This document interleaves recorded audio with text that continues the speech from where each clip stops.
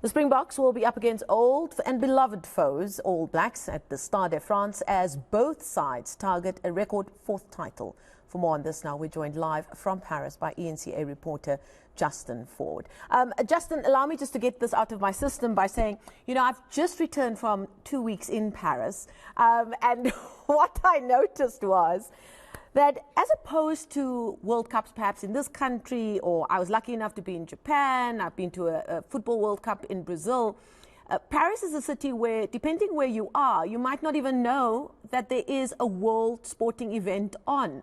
What's the vibe like there tonight? It's the eve of the Rugby World Cup final. In fact, this time tomorrow night, there would have been kickoff already. What's the mood like on the ground? Yeah, good evening, Marcel. And as you mentioned, tomorrow night this time we would have had kickoff for the final. We've just had kickoff of the third and fourth place playoff. We are situated outside the fan park in Paris itself. And I have to agree with you. I arrived here last Friday for some other business and then left here. But when I arrived, there was a certain sense that, there wasn't too much fanfare. Potentially that could help, well, at least be the reason around the fact that the French team were knocked out at the quarterfinal stages already. Who knows? But with that being said, I do feel that feeling of a Rugby World Cup has hit its shores finally in the streets of Paris. We were sort of just roaming the streets today. A lot of supporters still around from other countries as well. The Irish are still around. Some Australians are still around, despite their teams having been kicked out of the tournament early on already. But I definitely get that sense now. The fan park, I just walked in there briefly before coming to chat to you, a bit emptier compared to last week Friday when I did actually come and watch the New Zealand versus Argentina semi-final here. But with that being said, I think for now, the Springboks are taking over, and I think let's hope that is the case, and tomorrow night at least, for them to claim that title like you mentioned in your introduction. Let's talk about the major talking points going into this game. We all know that these are South Africa's oldest foes that they're going up against. It really is the final that the lovers of the game down south always wanted to see who's going to have to lengthen their sleeve to register that fourth title. But the lead up to this massive match between these old foes is really overshadowed by talk off the field of play. Of course, we're talking about the Tom Curry so-called incident. I don't really know what to call it. And it's robbed us of an opportunity to really build up the various clashes that we're going to see happening on Saturday against these two old rivals. What for you are you looking forward to seeing? Where are the big contests on the field of play that you're looking forward to tomorrow night? Again, I have to agree with you. The fact that we had to deal with that matter, and it took longer than expected to be cleared up as well, or at least for World Rugby to make that decision that they had made to clear Bongi and Bonambi, of this alleged racial slur towards Tom Curry. But with that being said, the Boks have been steadfast in the fact that they've not been concerned about that at all. Backed Bongi along the way, making sure that they continue to do what they need to do. The All Blacks, on the other hand, I think probably had an easier week to prepare for this match. Beating Argentina rather convincingly last weekend gave them, some time to really just focus on their preparations. But as you said again, massive clash. I don't think it gets any bigger at a Rugby World Cup final than the Springboks versus the All Blacks. With the decision to have a 7-1 split on the bench, it has to come down to the Springboks feeling that it is up front that they will look to win that match. Banking on Willie Leroux to be the only backline player. Yes, we understand that the Springboks have versatility in their backline. The fact that Andre Pollard can play in centre, Jason Colby can fulfill a fullback role as well as a scrum half role. There are multiple players in their backline that can shift around should there be any reason for that.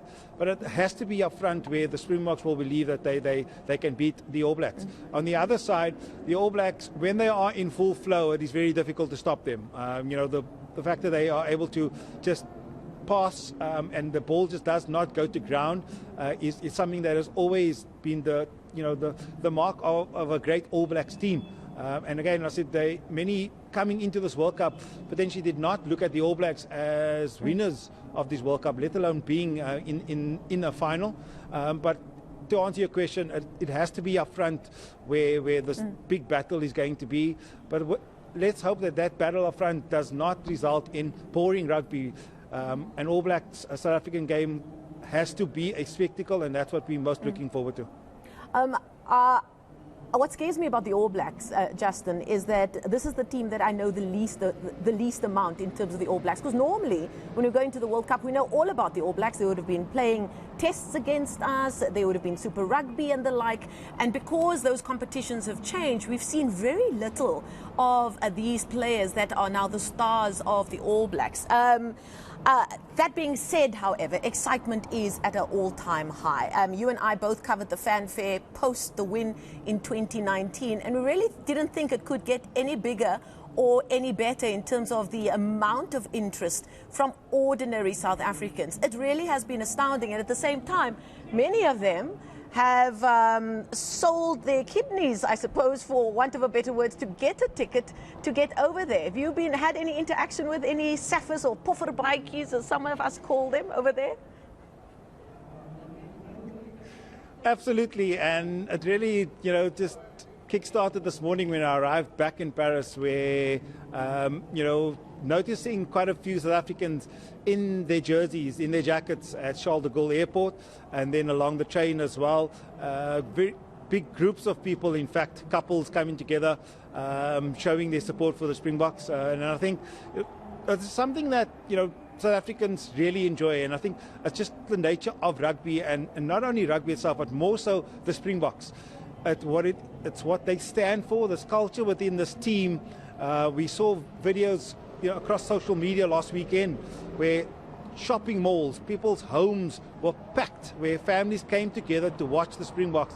As nervy as it was, the fact that the Springboks overcame England to make it to this final, rugby really is just a uniting factor within our country, something that these players hold near to their heart. Springbok captain Siya Kolisi also talking about the fact that they know that they are representing so much more than just themselves at this Rugby World Cup or any tournament for that matter. So it is with that being said that this Springbok team knows they have the weight on the whole of South Africa on their shoulders.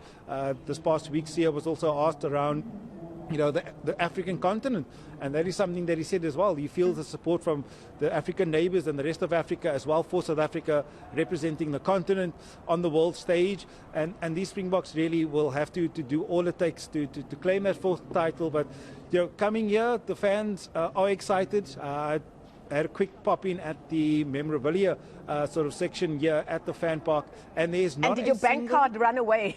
single item.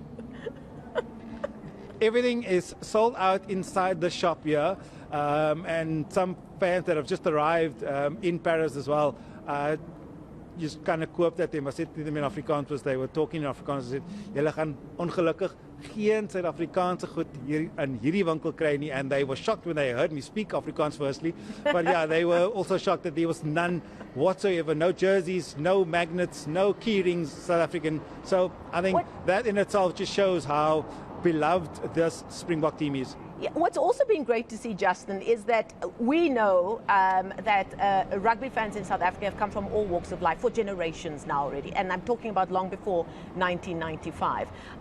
But what's been great to see is that the colour and the creed and the feel of the travelling Springbok fans has now changed, and that's got a lot to do with the vibe that this team has brought across, their life stories that they have shared, and it's made them so much more relatable with people that they feel comfortable now to say, I'm booking a ticket to London to go and see them in Twickenham, booking a ticket to Paris.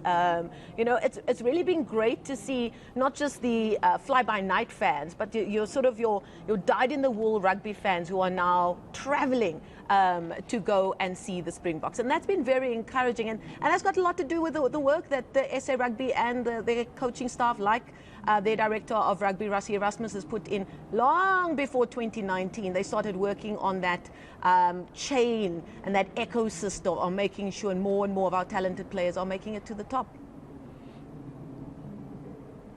Absolutely, and I think, you know, you talk about pre-2019, but notably winning that Rugby World Cup in 2019 and having the foresight to be able to tell a story, and they deemed that documentary Chasing the Sun.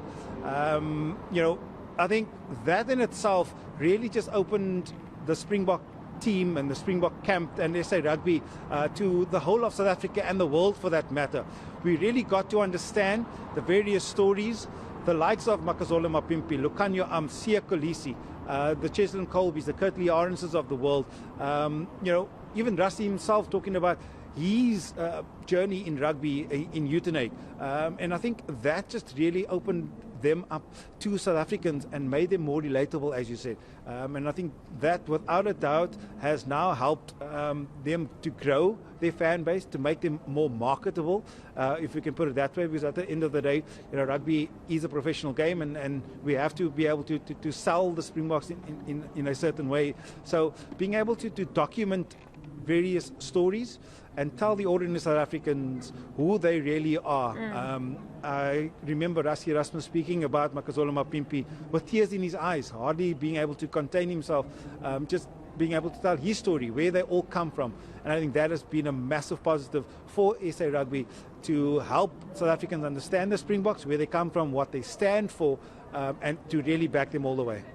Well, let's hope there'll be tears tomorrow night, but tears of joy at the end of the Rugby World Cup final tomorrow. eNCA reporter Justin Ford reporting to us live from Paris, France, and we'll be hearing more from him in the lead up to tomorrow's big kickoff. Now, as you just heard there, Boks supporters pulling out all the stops as they gear up for this weekend's mammoth Rugby World Cup final.